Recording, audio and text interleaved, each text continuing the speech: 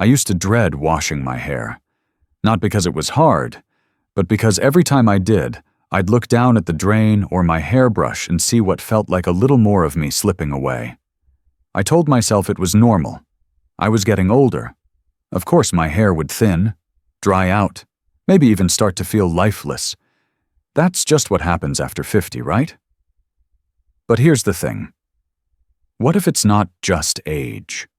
What if the way we've been washing our hair, something we've done the same way for decades, is actually making it worse? I'm not here to sell you a miracle product or promise instant results. I'm here to share a small but powerful shift. A new way to care for your hair that's less about fighting time and more about working with it. This isn't about going back to the hair you had at 25. It's about embracing where you are now, with softness, with strength, and with care. Today, I want to walk you through a gentle ritual I've come to love. One that helped me reconnect with my hair, my reflection, and honestly, with myself. It's simple, it's soothing, and most importantly, it works. Not overnight, but over time. And that's the kind of change that lasts. So if you've ever felt like your hair was changing faster than you could keep up with, or if you've been craving a more mindful way to take care of yourself, stay with me. You might be surprised by how much a small shift in how you wash your hair can do for your scalp, your strands, and your sense of self. Let's begin. 1. Why hair after 50 feels different. And that's okay. You know, for the longest time, I blamed myself. I thought maybe I wasn't taking care of my hair well enough. I changed shampoos, tried expensive treatments, even stopped coloring for a while. But nothing really made a difference. My hair still felt thinner, drier, just not the same. And then I learned something that changed everything. It wasn't me, it was biology. See, after 50, especially after menopause, our bodies go through some serious shifts. One of the biggest is a drop in estrogen. And while most of us hear about estrogen in the context of hot flashes or mood swings, it actually plays a major role in our hair health too. Estrogen helps keep our hair in the growth phase longer. It nourishes the follicles and gives our strands strength and shine. But when estrogen drops, another hormone, DHT, becomes more dominant. DHT can shrink hair follicles over time, which means our strands get thinner, weaker, and yes, start to fall out more easily. But that's not the only change. Our scalp changes too. Just like the skin on our face, our scalp ages. It gets drier, produces less natural oil, and becomes more sensitive to everything. Heat, chemicals, even water that's too hot. And without that natural oil to protect it, our hair becomes more brittle, more prone to breakage, and loses that softness we remember. So if you've looked in the mirror and thought, why does my hair feel different? You're not imagining it. You're not doing anything wrong. It's not about products or brands or how long it's been since your last salon visit. It's your body evolving. And that's okay. But here's the part that really matters. Just because things change doesn't mean we're powerless. In fact, this is the time when we can do the most good, by shifting how we care for our hair, by adjusting to what it needs now, not what it needed 20 years ago. This isn't about chasing youth. It's about meeting yourself where you are, with softness and understanding. When we start treating our hair with the same grace we give the rest of ourselves, that's when real transformation begins. 2. The 6 silent hair-damaging habits most women over 50 still do. When it comes to hair care, most of us do what we were taught, or what we've always done. And that's the problem. Our routines haven't changed, even though our hair has. As we age, our hair and scalp become more sensitive, more fragile. But a lot of the habits we picked up in our 30s or 40s just don't work anymore. In fact, they could be doing quiet damage every single wash. Let's talk about 6 of the most common habits that may be hurting your hair after 50, and more importantly, how to fix them with just a few gentle changes. Habit 1. Washing too often. Back in the day, daily washing might have been necessary, especially if your scalp was oily. But after 50, oil production slows way down. Washing every day strips away the little natural moisture your scalp still produces, leaving your hair dry and brittle. What to do instead? Try washing just 2 to 3 times a week, and in between, use a gentle dry shampoo or even a light mist of rose water to freshen up. Habit 2. Using water that's too hot, I get it. A steamy shower feels amazing. But for your scalp? Not so much. Hot water strips away natural oils and can leave both your scalp and hair dehydrated. The fix: use lukewarm water to cleanse and finish with a cool rinse to seal the hair cuticle and add shine. Habit 3. Scrubbing your scalp with your nails. Your scalp is skin, not a countertop. Scrubbing hard with your nails can cause micro tears or loosen fragile hairs. Try this instead. Use the soft pads of your fingertips and make small, gentle circular motions. Think massage, not scrub. Habit 4. Applying conditioner to the scalp. This one's sneaky. Conditioner is meant for the hair shaft, not your roots. When applied directly to the scalp, it can clog pores, cause buildup, and even lead to itchiness or irritation. What to do? Apply conditioner only from the mid-length to the ends of your hair. Let it sit for a few minutes, then rinse thoroughly. Habit 5. Not rinsing thoroughly enough. We're all guilty of rushing through this step. But leftover product, especially shampoo or conditioner, can build up over time and make your hair look dull or feel greasy. Fix it. Take your time. Rinse for at least a full minute and use your fingers to lift and separate the hair so water reaches every area of your scalp. Habit 6. Towel drying too roughly. Wet hair is at its weakest. Rubbing it with a rough bath towel can lead to frizz, split ends, and breakage. A better way: use a microfiber towel or even an old cotton t-shirt. Blot, don't rub. Squeeze gently instead of twisting or wringing your hair. These habits might seem small, but when they're repeated week after week, year after year, they really do add up. The good news? Small changes in your routine can make a big difference in how your hair looks, feels, and grows moving forward. 3. The new ritual. How I wash my hair. After 50 and feel human again. There's something deeply personal about washing your hair. It's one of those quiet routines we don't think much about, until it stops working. For me, it had become something I dreaded. My hair felt dry, lifeless, and fragile. I kept doing everything the same way, expecting different results. Until one day, I stopped and thought, what if the way I've been washing my hair all these years just doesn't work anymore? So I tried something new. Not complicated, not expensive, just gentle, thoughtful steps. And slowly, my hair, and how I felt about it, began to change. This is the ritual I follow now. It's simple, it's soothing, and it might just change everything for you too. Step 1. Pre-wash scalp massage.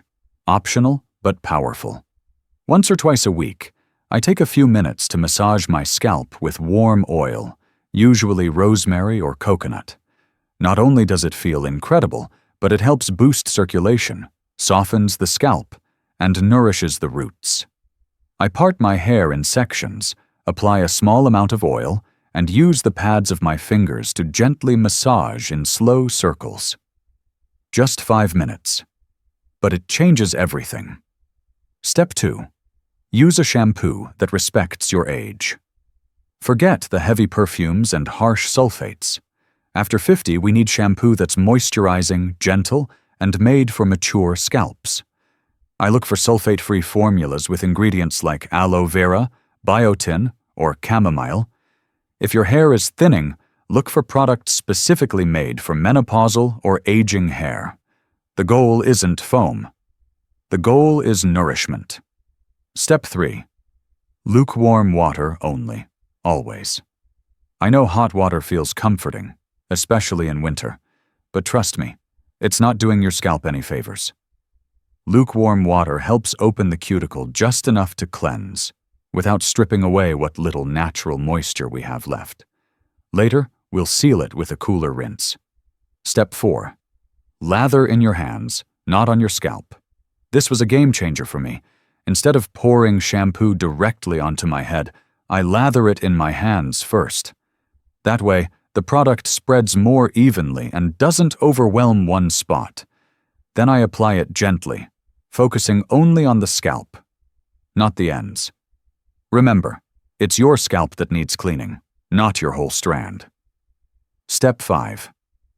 Massage like you mean it, but gently. This is where the magic happens. Using the tips of my fingers, I massage my scalp in small, slow circles. No pressure, no nails, just gentle movement that wakes up the roots, increases blood flow, and helps loosen buildup. It's not just cleansing, it's a form of care. Step 6. Rinse patiently and completely. Don't rush this part. I rinse for at least a full minute, running my fingers through my hair to make sure every area is clean. You'll feel the difference. When the water runs clear and your scalp feels fresh, but not tight, you'll know you've done it right. Step 7. Condition from the ears down and nowhere else. Take a small amount of conditioner and apply it to the mid-length and ends of your hair, never the roots. Let it sit for 2 to 3 minutes, then rinse with cool water to lock in moisture and seal the cuticle. I like lightweight conditioners with argan oil or jojoba. Not too heavy, just enough to smooth. Step 8. Towel dry with care, like you would a silk blouse. Your hair is most fragile when wet. Instead of rubbing with a thick towel, I blot and gently squeeze out the water using a microfiber towel or an old cotton t-shirt. No twisting, no roughness, just softness. That's it. No fancy tools, no 5-step product routines. Just intention, just care. The biggest difference isn't what I'm using, it's how I'm treating myself in the process. And you know what? Over time, I noticed less hair in the drain. My scalp felt calmer. My hair started to feel softer again. Not like it did at 20, but like it finally belonged to me again. 4. Scalp massage. More than just self-care. For most of my life, I thought scalp massage was something fancy you get at a salon. A little luxury, maybe nice, but not really necessary. But then I tried it consistently, just for a few minutes at a time. And I was stunned by how something so simple could be so powerful. Scalp massage, done right, is one of the most underrated tools we have for healthy hair, especially after 50. It helps stimulate blood flow, which wakes up tired follicles. It gently loosens buildup and dead skin. It even helps distribute the natural oils our scalps still make, which protect the strands from root to tip. But beyond the physical benefits, there's something else. It feels good, not in a flashy spa day kind of way, but in a quiet, grounding way. It's a moment to reconnect with your body, a moment to slow down. Here's how I do it. First, always use clean fingers. You can do this on dry hair, before a shower, or while you're shampooing. I prefer to add a few drops of warm oil, rosemary for growth, coconut for moisture, or castor oil for thickness. If oil feels too heavy for your hair, just skip it. The motion matters more than the product. Then, I use the pads of my fingertips, not my nails, and gently press in small, circular motions all over my scalp. I start at my hairline, move toward the crown, then finish at the base of my neck. I don't rush. I don't press hard. I just breathe and move slowly. If I'm doing this during shampoo, I take an extra minute or two to really focus on the areas where my hair is thinnest, around the temples and the top of the head. Those spots need love, not force. If I'm doing it before bed, I treat it like a little ritual. Just 3 to 5 minutes. Sometimes I play soft music, sometimes I sit in silence, and sometimes, honestly, I cry a little because it feels like I'm finally giving my body the gentleness it always deserved. If your hands get tired or you have arthritis, consider using a silicone scalp brush. They're soft, affordable, and do a great job without pulling or scratching. I keep one in my shower and one by my bedside. No effort, just ease. Over time, this small practice did more than improve my hair. It helped me feel reconnected, less rushed, less like my body was something I had to fix, and more like something I could care for. Because that's the truth, isn't it? We spend so much time trying to look better that we forget how powerful it is to simply feel better. This massage isn't about beauty. It's about presence. It's a way to say, I'm still here, I still matter, and I'm worth these 5 quiet minutes. 5. Post-wash hair care that prevents breakage without extra products. The moment you step out of the shower, your hair is at its most vulnerable. It's soft, stretched, and swollen with water, which makes it more prone to breakage than at any other time. And that's why what you do in the first 10 minutes after washing matters just as much as the washing itself. I used to wrap my hair in a thick towel and rub it dry without thinking twice. It felt fast, easy, automatic. But over time, I realized that rough towel drying was undoing all the good I'd just done in the shower. My ends were splitting, my hair felt frizzy, and I couldn't figure out why. Here's what I do differently now, and it's made all the difference. First, I blot. Never rub.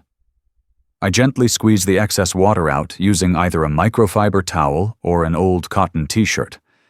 These fabrics are much softer than a regular bath towel and don't create friction. I press, I pat, and I move slowly from roots to ends. No twisting, no tugging. Second, I detangle with care. Never brush wet hair with a regular bristle brush. That's a fast track to breakage. Instead, I use a wide tooth comb or a special detangling brush made for fragile hair. I start at the very ends and work my way up, holding each section of hair gently near the root so I'm not pulling directly on the scalp. It takes a little patience, but it's worth every second. Third, I skip the heat whenever I can. Air drying is my go-to. I let my hair dry naturally about 70 to 80% before I even think about touching it with a blow dryer. And when I do use heat, I always use a thermal protectant spray and set the dryer to cool or low. I never point it directly at the scalp, just the mid-lengths and ends, and I keep it moving. Fourth, I protect my hair while I sleep. Sleep seems harmless, right? But tossing and turning on a cotton pillowcase creates a surprising amount of friction. I switched to a satin pillowcase last year, and I'll never go back. My hair stays smoother, softer, and I wake up with fewer tangles. If you have longer hair, loosely braid it or tie it with a soft scrunchie before bed to prevent knots. Last but not least, I keep it simple. There's no need for 10 different serums and sprays. What your hair really needs is a break, from stress, from heat, from overhandling. A gentle post-wash routine is less about products and more about mindfulness. This routine isn't about doing more, it's about doing less, but doing it better. It's about slowing down just enough to be kind to your hair, your scalp, and yourself. Because that softness we're looking for? It starts here, not in a bottle, but in the way we treat our hair the moment the water stops running. 6. Reclaiming beauty over 50. Why this routine isn't just about hair. Somewhere along the way, we were told that beauty has an expiration date.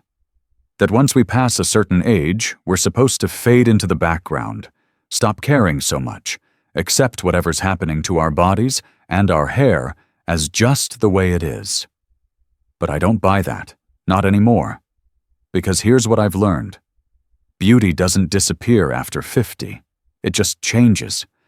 And the more we fight that change, the more disconnected we feel. Not just from our appearance, but from ourselves. For me, this new hair-washing ritual has become something more than hygiene. It's not just about getting clean. It's not even just about healthier hair. It's about having a moment of softness in a world that keeps pushing us to be tougher.